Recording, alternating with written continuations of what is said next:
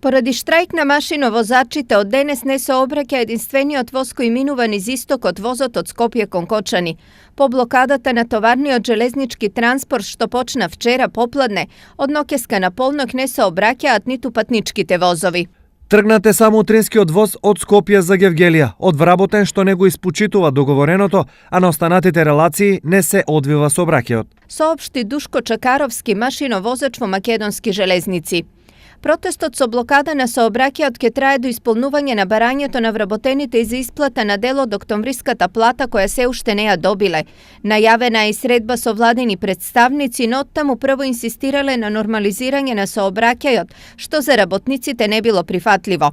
Од друга страна, од менаџментот на Македонски железници транспорт тврдат дека железничкиот сообраќај е во прекин, но не поради штрајк, туку поради дефект.